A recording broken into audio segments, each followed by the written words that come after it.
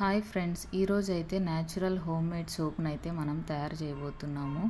ఈ సోప్ బేస్ని నేనైతే ఫ్లిప్కార్ట్లో తీసుకున్నాను. సోప్ బేస్ని చిన్న చిన్న పీసెస్గా కట్ చేసి డబుల్ బాయిలర్ మెథడ్లో బాయిల్ చేయాలి. కింద అయితే వాటర్ ఉండాలి. ఇంకొక బౌల్ అయితే సోప్ బేస్ని వేసుకోవాలి. తర్వాత మేము 3 సోప్స్ తయారు చేయాలనుకుంటున్నాము. అందుకోసము 2 స్పూన్స్ శనగపిండి, 2 spoons aloe vera gel, 2 spoons rice powder, 2 spoons beetroot powder. Beetroot అయితే స్కిన్ మీద ఉన్న డర్ట్ని అంతా క్లీన్ చేసి స్కిన్కి అయితే గ్లో తెస్తుందన్నమాట. తర్వాత కొంచెం ఆల్మండ్ ఆయిల్, విటమిన్ ఈ క్యాప్సూల్ని అయితే కలిపేసాము. ఈలోపు మనం బాయిలర్లో పెట్టిన సోప్ అయితే మెల్ట్ అయిపోయిందనమాట.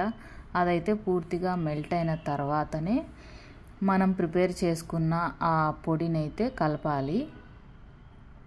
ఇక్కడైతే పౌడరు కొంచెం గట్టిగా ఉంది, అందుకోసం మేమైతే ఇంకొంచెము అలోవెరా జెల్ని అయితే యాడ్ చేసామన్నమాట.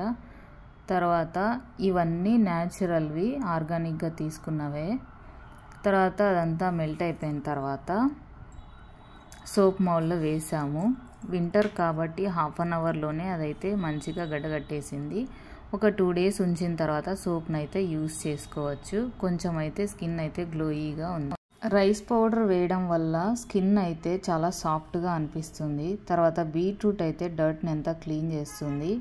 ఇంకా మనము ఆల్మండ్ ఆయిల్ని, విటమిన్ ఈ క్యాప్సూల్ని యూస్ చేసాము. వింటర్ కాబట్టి స్కిన్ అయితే డ్రై అవ్వకుండా ఉంటుందన్నమాట. తర్వాత స్కిన్ మీద ఎక్కువ పింపుల్స్ ఉన్నవాళ్ళు వేపిండిని కూడా యూస్ చేసుకోవచ్చు, లేదా టీ ట్రీ ఆయిల్ని కూడా యాడ్ చేసుకోవచ్చు. వీడియో చూసినందుకు థ్యాంక్స్. సబ్స్క్రైబ్ చేయండి, లైక్ చేయండి.